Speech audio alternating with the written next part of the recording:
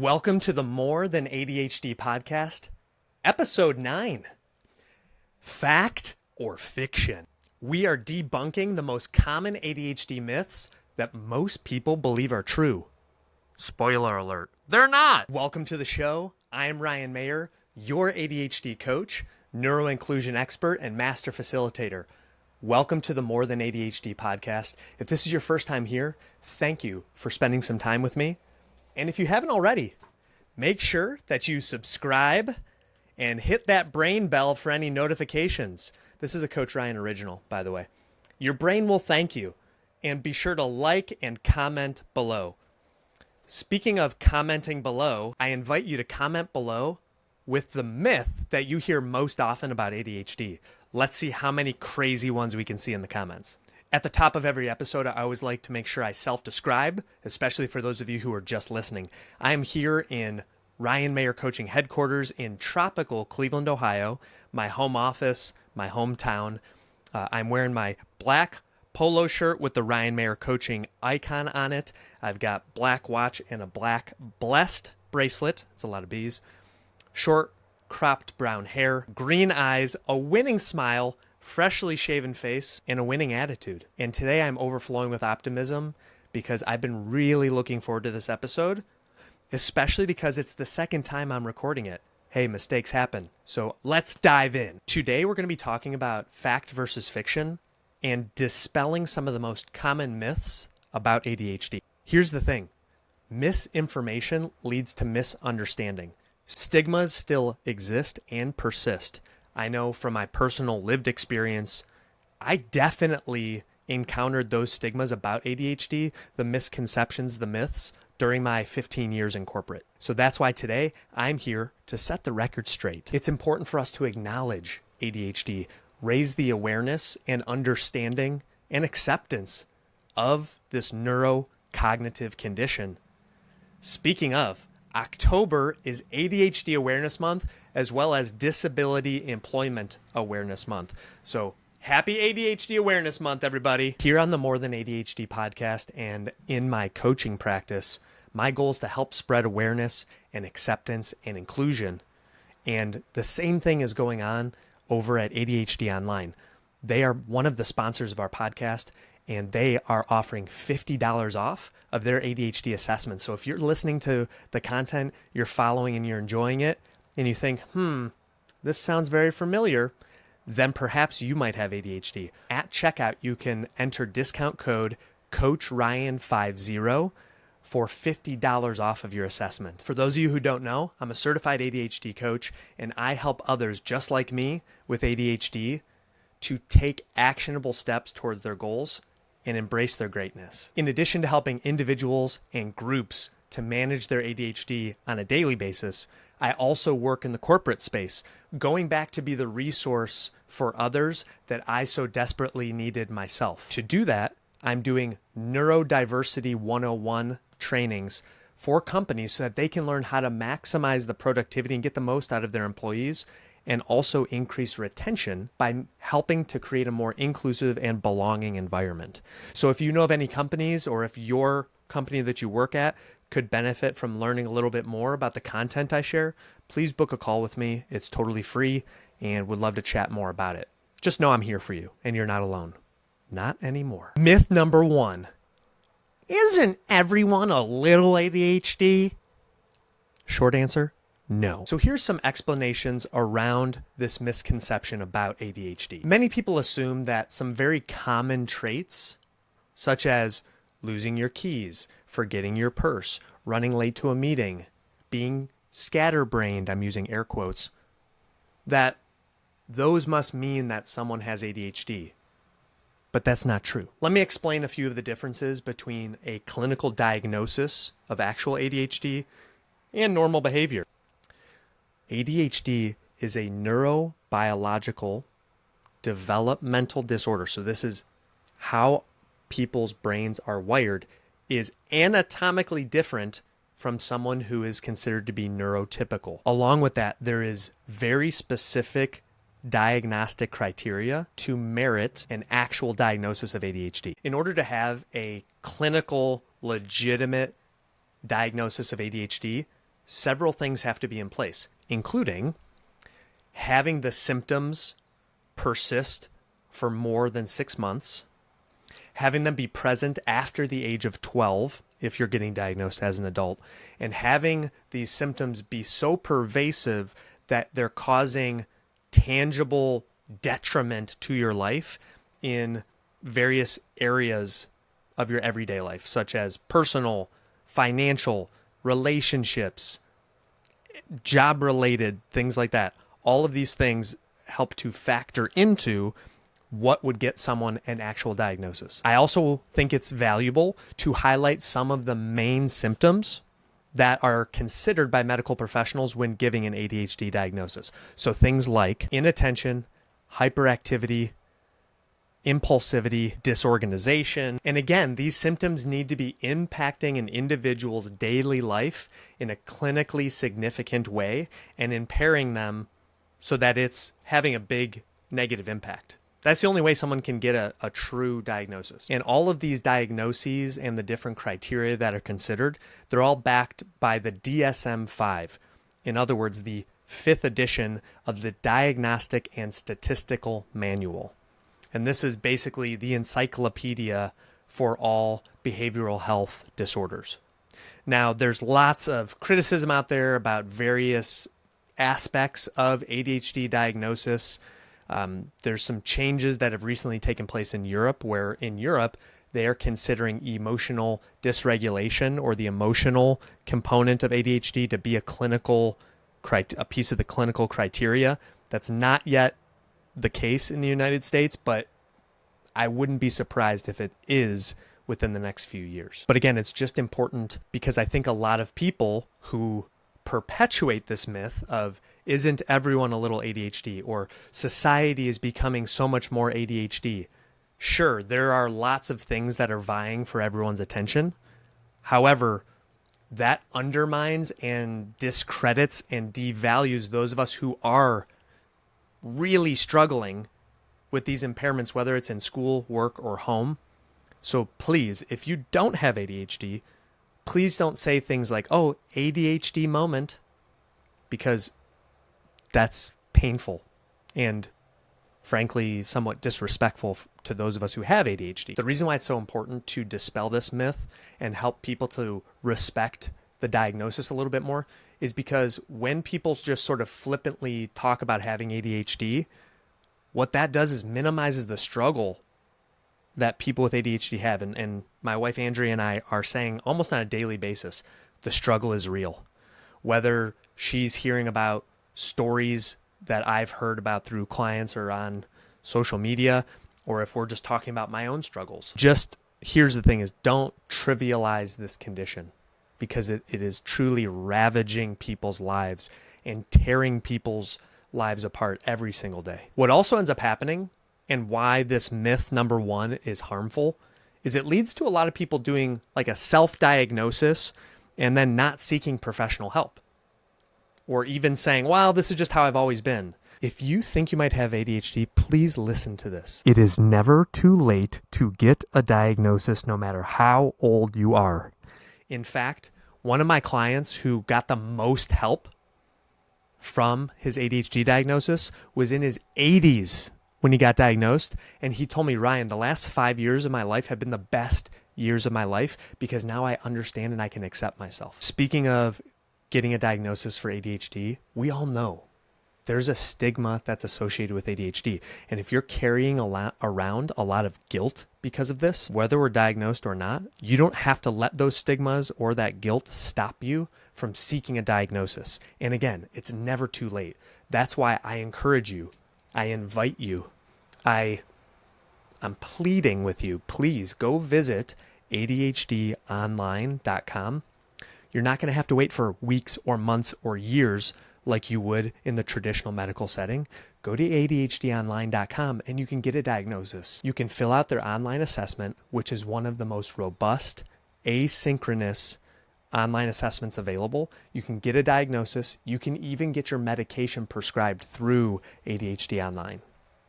I hope this helps. Surprise, it's the Ryan reminder. Have you drank any water today? So if you're listening and you haven't hydrated, please Let's do our brains a favor and hydrate. Your body will thank you. Myth number 2. Only kids have ADHD, mister. I'm sorry, Johnny. That's just not true. That's myth number 2. I think the stereotype that comes up the most, that I encounter most often, is that people think that ADHD is only a childhood disorder. And I understand why this myth is out there, because in the 60s, 70s, 80s, and beyond, even the doctors who were diagnosing it thought it was just kids. People think that ADHD doesn't affect adults. I can tell you from painful personal experience that could not be further from the truth. ADHD impacts adults in a big way. While these symptoms do continue on into adulthood, they manifest in different ways. So for example, like our son, who is 7 years old, has a really hard time sitting still at the dinner table.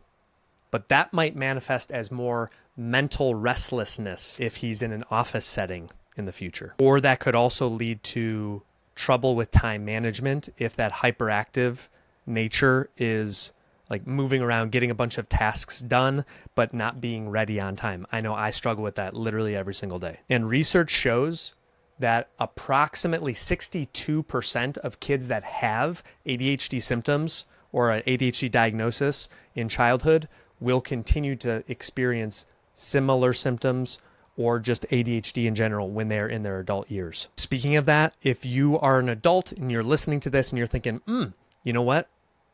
I might have ADHD or I struggle with some of these things Ryan's talking about. Please check out the show notes because my team works really hard in getting you the resources down below, and you can pick up a free guide down in the show notes. And the one that we feature down there is a free guide to ADHD friendly goals. So please check that out if you want help in setting your goals if you have ADHD. Here are the facts about adult ADHD. We have difficulty maintaining jobs, managing our finances, and managing just duties at home as a parent. Those are tough. And the challenge with this stereotype, with this myth, is that if an adult thinks that ADHD is only for kids, that might mean that they don't go to get an assessment at a place like ADHD Online or talk to their doctor about it, and then their symptoms go untreated, which just is this ripple effect of negativity throughout their entire lives and anyone who comes in touch with them. And one of the most challenging parts that I deal with myself and my clients on a daily basis is the shame associated with ADHD, feeling like we are a grown-up, we should have figured it out by now. And that's not the case, because these challenges persist into adulthood. And that's why we're never going to overcome, we're never going to cure our ADHD, but it's just a matter of being able to manage them. And that's where coaching comes in. So if you want to learn more about how I might be able to help you in my coaching practice, book a call. The link is below and the call is free. Myth number 3, only boys have ADHD. When I'm hired to come into an organization to speak about ADHD awareness, I'll ask them, when you hear ADHD, what do you think of? And most people will say, I think of a grade school boy who can't sit still in his seat and can't stop talking or is disruptive. That's what I thought of for a long time, because I can remember growing up before I got diagnosed, there was one of my classmates.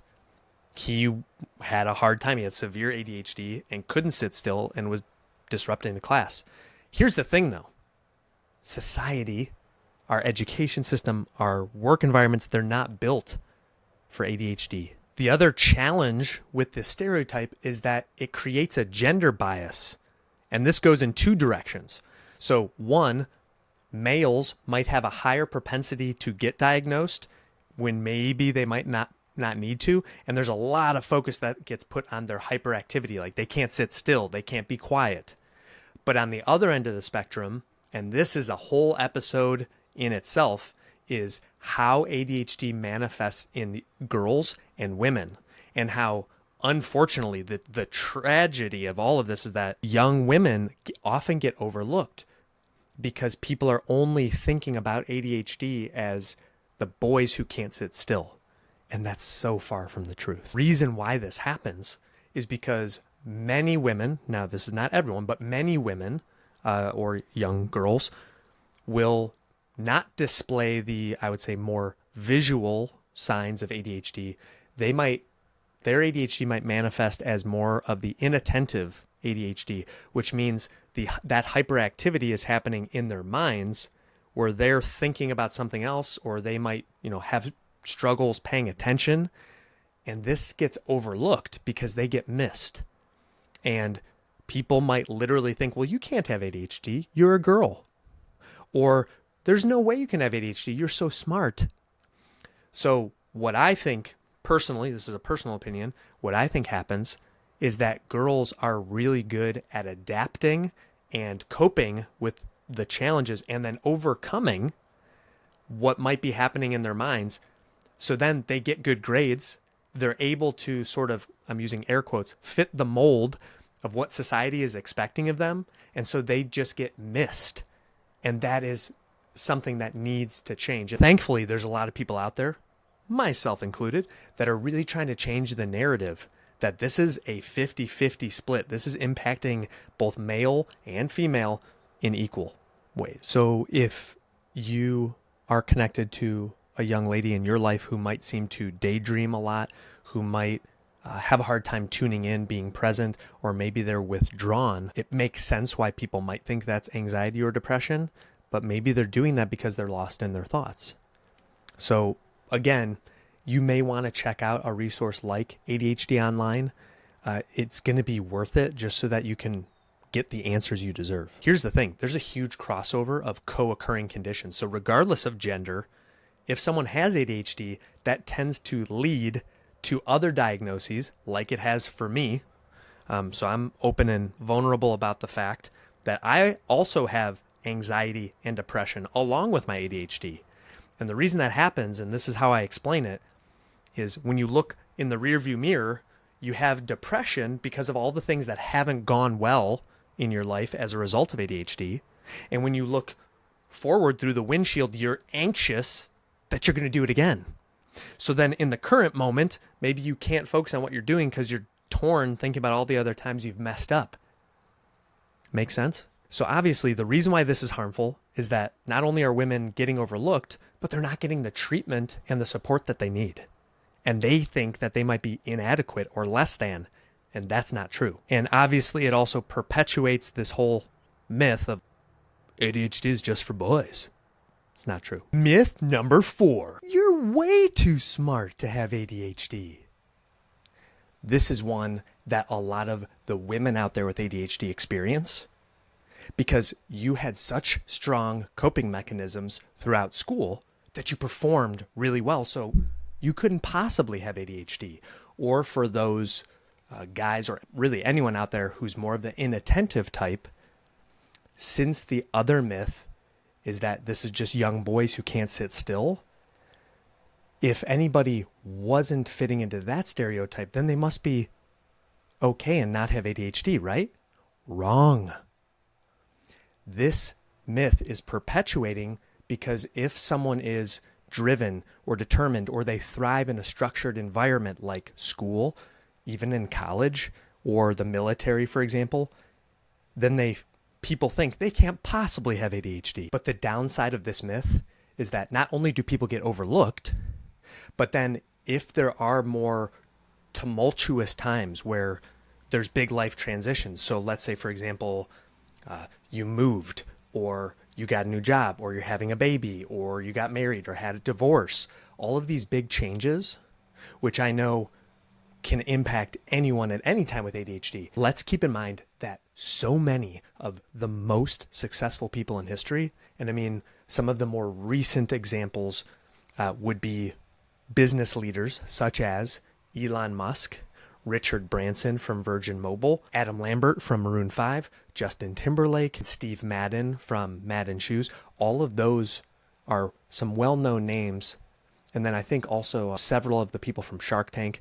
I know Mark Cuban has got to have ADHD, let's be honest. So the point is, those people think differently. They have divergent minds, just like we do, but yet they're celebrated. But when we perform well, and that's what people notice, if there's times where we struggle, they don't understand That's the negative side of the way our brains are wired. So I don't ever like to use the superpowers description for ADHD because, in my opinion, we have very unique strengths that are very strong. I would not call them superpowers, but very strong. But then we also have these weaknesses that are dramatically weak. These weaknesses that are crippling to us.